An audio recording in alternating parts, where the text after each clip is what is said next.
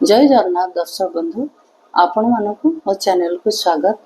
आज आ गोटे वीडियो मु आपण मानक सहित शेयर करुच्ची जो वीडियो रे कि आज आम जानिबा कार्तिक मासरे तुलसी पूजार महिमा कौन रही एवं यही तुलसी पूजा करने द्वारा क्यों पुण्य प्राप्त होता है, श्रीहरि विष्णु को किपरि प्रसन्न करने को हुए तुलसी पूजा द्वारा एवं तुलसी वन निर्माण कले क्यों पुण्य प्राप्ति होता है, तुलसी मूल पितृश्राद्ध देले क्यों पितृलोक किपरि तृप्ति होता है, ये समस्त विषय आम जाना ता सहित जाना तुलसी से किपरि स्नान करेंगे। तो दर्शक बंधु आसतु वीडियो टी आरंभ करवा। वीडियो रे प्रथम रे आम जाना यही मासरे तुलसी पूजा करने द्वारा कौन सब पुण्य प्राप्ति होता है। नारद मुनि थरे ब्रह्मा को पचारि तुलसी पूजा कले कार्तिक मासरे कौन रही यार महिमा, यार उत्तर देना ब्रह्मा कही जे कार्तिक मासरे जो व्यक्ति शुद्ध स्नान करी प्रत्यह तुलसी सेवा करे एवं तुलसी सेवा अर्थ हूँ तुलसी को जल दान करवा, अर्घ्य दान करवा, धूप दीप दबा, ये सब है तुलसी सेवा एवं तुलसी प्रत्यह स्नान करेवा, ये सब रोचे तुलसी सेवा। ये तुलसी सेवा करी अब प्रत्यह जे तुलसी पत्र सहित पद्म फूल सहित विष्णु को अर्पण करिथाए ताहले श्रीहरि विष्णु अत्यंत प्रसन्न होइथांती एवं से व्यक्तिर समस्त दुख कष्ट पाप नाश होता है एवं से परिशेष विष्णु लोक वैकुंठ धाम को गमन करिथाए। सेहीपरि भक्ति विहीन स्वर्ण दान देले मध्य श्रीहरि विष्णु तांकर पूजा ग्रहण करि नथांती, किंतु भक्तिर सहित जे अधा तुलसी बा झड़ी पड़ी तुलसी बा पूजार व्यवहार होइथिबा तुलसी को सहित श्रीहरि विष्णु को पूजा करे ताहाको श्रीहरि विष्णु तांको ऊपर अत्यंत प्रसन्न होइथांती एवं तांकर समस्त दुख कष्ट दूर करिथांती। सही व्यक्ति मोक्ष प्राप्त होई विष्णु लोक को गमन करिथाए। आ मध्य ब्रह्मा उदाहरण स्वरूप देई कहिथिले चोल राज्यर राजा से मध्य विष्णु भक्त थिले एवं प्रत्यह से तुलसी सेवा करी विष्णु को तुलसी पत्र अर्पण करी से मध्य मुक्ति पाइथिले एवं वैकुंठ धाम गमन करथिले एवं प्रत्यक्ष से भगवान को दर्शन करथिले। कार्तिक मासरे तुलसी पत्र भगवान को प्रदान कले समस्त अभिष्ट पूरण होता है, मनस्कामना पूर्ण होता है। साक्षात भगवान को दर्शन मध्य मिलता है। तेणु कार्तिक मासरे श्रीहरि विष्णु को तुलसी अर्पण कले श्रीहरि विष्णु सहजरे प्रसन्न होइथांती एवं तार समस्त दुख कष्ट क्लेश नाश करी समस्त पाप मध्य खंडन करिथांती एवं से लोक बा से व्यक्ति परिशेष मोक्ष प्राप्त होई वैकुंठ धाम गमन करिथाए। भाविबा जे श्रीहरि विष्णु किपरि प्रत्यक्ष दर्शन दियंती, किंतु ठाकुर कृपारु मन मध्यरे बा निज मनरे ए बुद्धि आसी थाए जे प्रकृत रे ये ब्रह्मांड रे जहा किछि आमे देखुचे सूक्ष्म जीव ठारू आरंभ करी कीट पतंग प्राणी जगत वृक्ष लता तरु एवं मनुष्य मध्यरे सबु स्थान रे भगवान विद्यमान। तेणु एहाको जे बुझी पारिला बा अनुभव करि पारला जे प्रत्येक क्षण रे बा प्रत्येक मुहूर्त रे प्रत्येक जगार भगवान विद्यमान अछंती। तेणु से लोक प्रत्यक्ष भगवान को दर्शन करिपारे एवं समस्त मध्य से भगवान सत्ता अनुभव करे एवं सबु जीवक मध्य से परम ब्रह्म रही बोली से निजे अनुभव करे, ताहले समस्त को से समान भाव ग्रहण करे। जाति बा किछि धर्म ये सब परिशेष से समस्त एक बोली भाविता जीव जंतु वृक्ष लता समस्त मध्य से भगवान को दर्शन पाई थाए। प्रत्येक स्वर रे प्रत्येक शब्द रे सबुथिरे भगवान सत्ता रही ताहाको से भगवान को कृपार तार बुद्धि जात होता है एवं से प्रत्यक्ष यहाँ दर्शन कर अनुभव कर कार्तिक मासरे तुलसी पूजा कले समस्त प्रकार कष्ट दूर होता है। एवं आउ मध्य रही कार्तिक मासरे जो लोक तुलसी स्नान करे से जेते बड़ पापी होता ताहाको मध्य मुक्ति मिलता है, सब पाप तार नाश होता है एवं से मध्य वैकुंठ धाम को गमन करिथाए। तुलसी गछर चेर जो पर्यंत लंबी थाए सेतिकी सहस्र जुग से व्यक्ति ब्रह्मलोक स्थान पाई थाए। तेणु तुलसी गछ लगाई कार्तिक मास एवं प्रत्यह सेवा करले बहु पुण्य फल प्राप्ति होता है। तुलसी होउछंती भगवान विष्णुकर प्रिया, तेणु तांकु जे संतुष्ट करि परला बा पूजा करिकरी सबुदिन श्रीहरि विष्णु को पूजा करे से बहुत संतुष्ट होइथांती, भगवान ता ऊपर सबुबेले प्रसन्न रहिथांती। तो दर्शक बंधु एबे जानिबा तुलसी स्नान कौन। तुलसी स्नान करने द्वारा मध्य सबु पाप नष्ट होता है। एवं यही तुलसी स्नान करिवे किपरि, तुलसी पत्र को लेकर जदि आपण बाथरूम रे गाधेबे तुलसी पत्र बाल्टी पकई ताहले पत्र गुड़िक गोड़ लगे निश्चय से गंधी नाल रे पड़िक भासीज ताहा देखा भल लगे ता भी मध्य पापर कारण हो पारे। तेणु सेपरी नकरी पूर्व जुगरे थिला जे सेमाने बाहर पोखर रे गाधौले बा नलकूर गाधौले बा कूरु पानी आनी गाधौले बाहर से माने गाधौले। तेणु से तुलसी पत्र व्यवहार कले से तुलसी पत्र कौन से अपरिष्कार जगार पड़ू नथिला बा जल भासी जाउतला, जहाँकि बाड़ी बगीचारे गछ मानक पाखरे सेगुड़िक भासिकी पड़ूला, जहाँकि पादरे लागिबो नाही एवं पानी रे भासी जाए से मध्य कौन सी प्रकार तुलसी स्नान करिवे किपरि।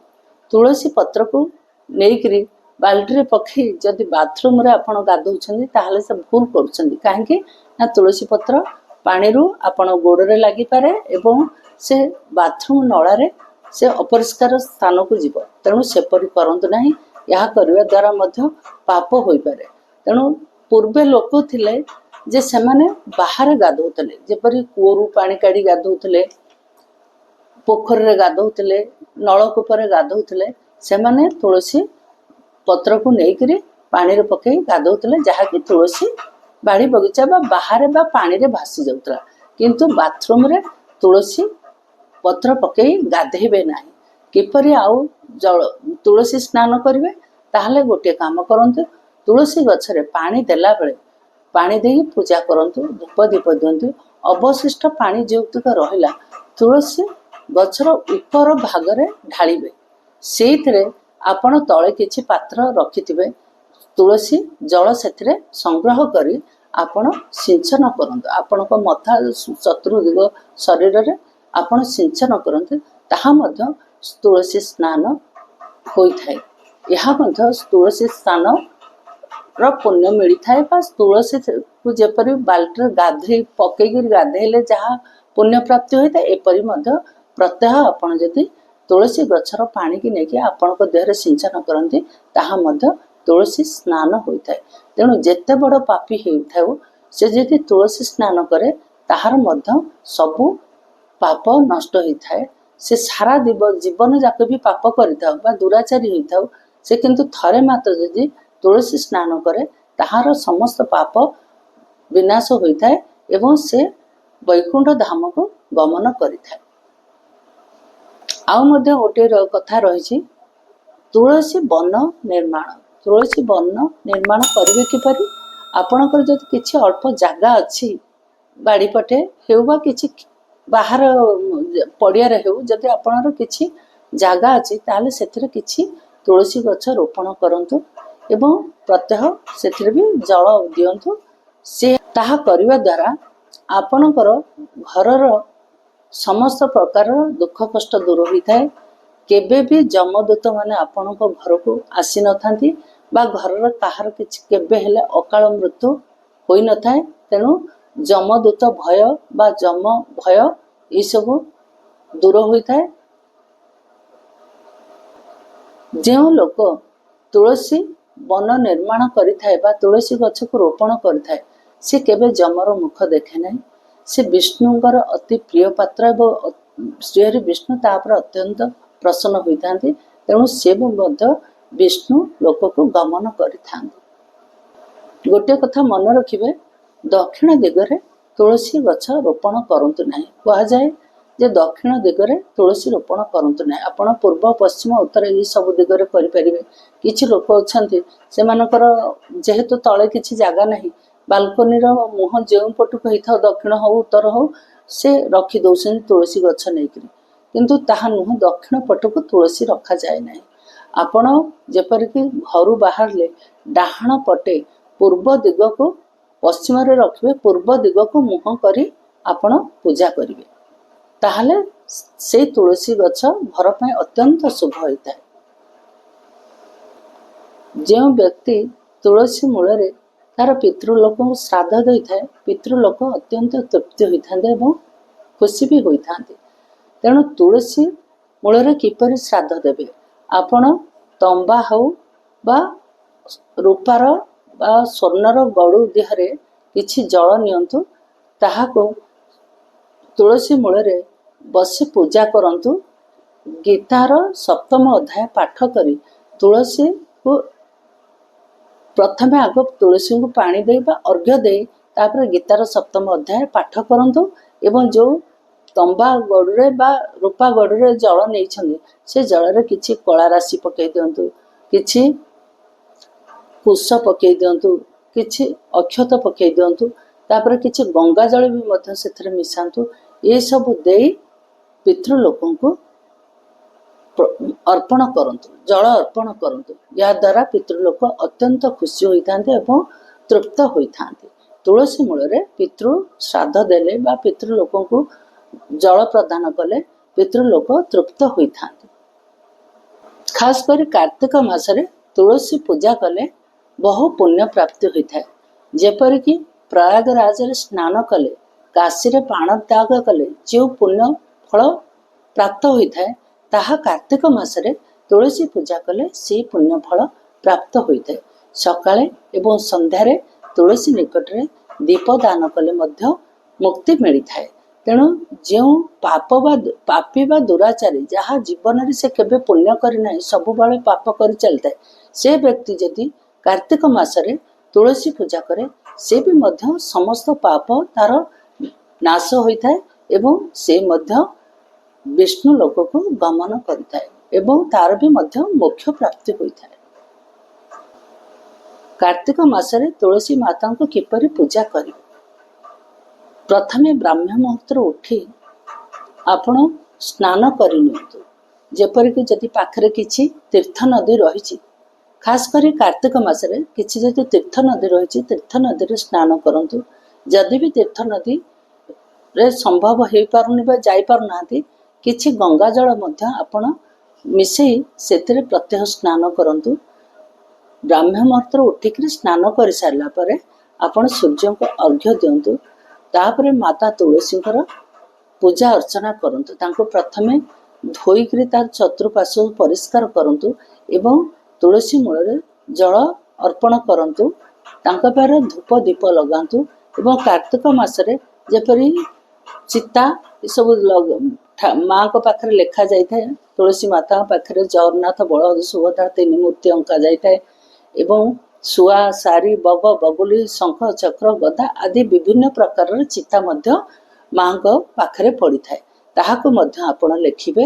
ସକାଳେ ଏବଂ ସନ୍ଧ୍ୟାରେ ଦୀପ ପ୍ରଦାନ କରିବେ ଏବଂ ପ୍ରତ୍ୟହ ଆପଣ ତୁଳସୀ ପୂଜା କଲାବେଳେ ମାଙ୍କୁ ଏହି ମନ୍ତ୍ରଟି ଗାଇକରି ପୂଜା କରିବେ ଏବଂ ତାଙ୍କ ପାଖରେ କ୍ଷମା ପ୍ରାର୍ଥନା କରିବେ। ନମ ନମସ୍ତେ ତୁଳସୀ ପାପମ ହରମ ବିଷ୍ଣୁ ପ୍ରିୟ। ନମ ନମସ୍ତେ ତୁଳସୀ ପାପମ ହରମ ବିଷ୍ଣୁ ପ୍ରିୟ। ଏହି ମନ୍ତ୍ରଟି ଗାଇ ତୁଳସୀ ମାତାଙ୍କ ପାଖରେ କ୍ଷମା ପ୍ରାର୍ଥନା କରିବେ। ହେ ମା, ମୋର ଜାଣତରେ ବା ଅଜାଣତରେ ଯେକୌଣସି ପାପ ମୋ ଦ୍ୱାରା ହୋଇଛି ତାହାକୁ ତୁମେ ହରଣ କର। ଏହା କହି ତାଙ୍କ ପାଖରେ ମୁଣ୍ଡିଆ ମାରନ୍ତୁ ଏବଂ ପ୍ରତ୍ୟହ ତୁଳସୀଙ୍କର ସେବା କରନ୍ତୁ, ତାଙ୍କର ପୂଜା ଅର୍ଚ୍ଚନା କରନ୍ତୁ। ସଞ୍ଜ ସକାଳେ ତାଙ୍କୁ ଦୀପ ପ୍ରଦାନ କରନ୍ତୁ। विशेषकर कार्तिक मासरे संज सकाळे तांका पाखरे दीप लगांतु। जो घरे तुलसी को पूजा करा जाए से घरे लक्ष्मी स्थिर होता। लक्ष्मी सबुले चंचला, से कोठारे रहती ना, एठी अच्छी पुणी सेठी भी नहांती, एपरी चंचला से कोठारे से स्थिर होई रहती ना। किंतु जो घरे तुलसी प्रत्यह पूजा करा जाए, तुलसी की सेवा करा जाए, ताहले से घरे स्थिर लक्ष्मी होता। लक्ष्मी सेठारे वास करथांती। सेपरी श्रीहरि विष्णु तांकर प्रिया सत्यभामा को कहले, प्रिय तुम्हें पूर्व जन्म रे तुलसी पूजा करिथिलो एवं तुलसी को दुई ओळी दीप प्रदान करिथिलो सकाळे एवं संध्यारे, सेथि पई ए जन्म रे तुम्हें मोर पत्नी होई पारिछ। कार्तिक मासरे तुलसी को पूजा कले बहु पुण्य फल प्राप्ति होता है।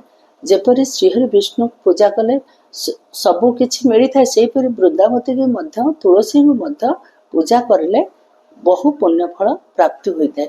आउ मध्य तुलसी गछर सुखिला काठरे जदि आपण तिलक करुछन्ती एवं श्रीहरि विष्णु तिलक करुछन्ती, ताहा भी मध्य अत्यंत पुण्यदायक।